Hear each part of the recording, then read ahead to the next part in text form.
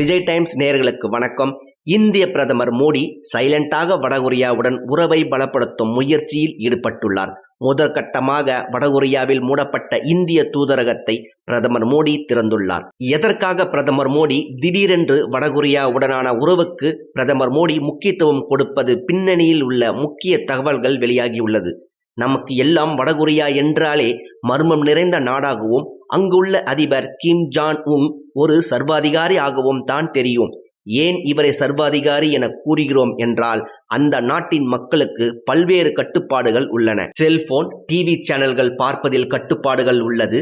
Hair style வைப்பது, உடை அணிவதிலும் கட்டுப்பாடுகள் உள்ளன. இப்படிப்பட்ட நாட்டில் நாம் உலகின் மிகப்பெரிய ஜனநாயக நாடான இந்தியா ஏன் உறவை வைத்துக் கொள்ள முனைகிறது?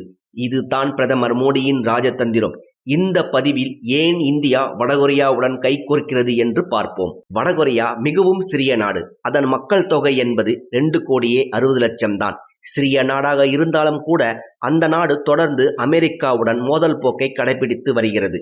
அடிக்கடி அணு ஆயுதம் ஏவுகணை சோதனைகளை நடத்தி அமெரிக்காவை அலறவிட்டு வருகிறார் கிம் ஜாங் உன். தற்போது சூழலில் அந்த நாடு நட்பாக இருக்கிறது என்றால் ரஷ்யாவுடன் மட்டும்தான். அதே போல நம் நாட்டுக்கும் வடகொரியாவுக்கும் இடையேயான உறவு என்பது எடுத்துக்கொண்டால் பெரிதாக சொல்லும்படியாக இன்று வரை இல்லை.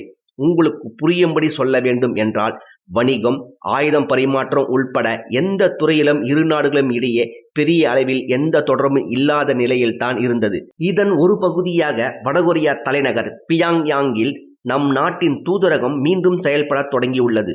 கொரோனா காரணமாக அங்கிருந்த இந்திய தூதரகம் கடந்த 2021 ஜூலை மாதம் மூடப்பட்டது. மீண்டும் துவங்கிய இந்திய தூதரகம் வடகொரியாவில் டெக்னிக்கல் ஸ்டாஃப் மற்றும் தூதரக அதிகாரிகள் வடகொரியாவுக்கு அனுப்பி வைக்கப்பட்டுள்ளனர். மத்திய அரசின் இந்த முடிவுக்கு பின்னால் முக்கிய காரணம் ஒன்று உள்ளது. அதாவது, சமீப காலமாக வடகொரியா மீது உலக நாடுகள் மத்தியில் செல்வாக்கு என்பது அதிகரிக்க தொடங்கியுள்ளது. அதோடு அந்த நாட்டுடனான தூதரக உறவை பல நாடுகள் விரும்புகின்றன. இதற்கு என்ன காரணம் என்று கேட்டால், வடகொரியாவிடம் இருக்கும் ஆயுத பலம்தான். வடகொரியாவிடம் சக்தி வாய்ந்த ஹைப்பர்சோனிக் ஏவுகணை சார்ந்த புதிய தொழில்நுட்பம், அணு ஆயுதங்கள் உள்ளிட்டவை உள்ளன. தன்னிடம் நட்பு பாராட்டும் நாடுகளுக்கு இந்த ஆயுத உதவிகளை வடகொரியா தொடர்ந்து செய்து வருகிறது.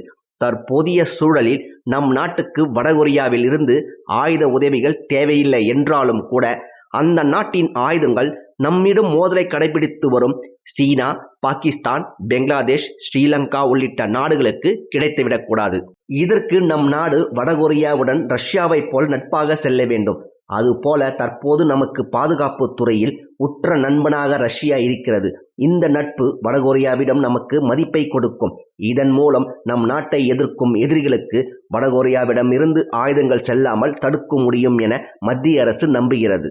மக்களே, நாம் இந்த பதிவில் வடகொரியாவுடன் ஏன் இந்தியா கைகோர்க்கிறது என்று முழு விவரத்தையும் பார்த்தோம். வடகொரியா இந்தியா உறவை பற்றிய உங்கள் கருத்துகள் கமெண்டில் தெரியப்படுத்துங்கள். இந்த வீடியோ உங்களுக்கு பிடித்திருந்தால் லைக் செய்து மற்றவர்களுக்கும் பகிரவும். மேலும் இது போன்ற செய்திகளை தெரிந்து கொள்ள விஜய் டைம்ஸ் சேனலை சப்ஸ்கிரைப் செய்யுங்கள். மீண்டும் மற்றொரு பதிவில் சந்திக்கலாம். நன்றி.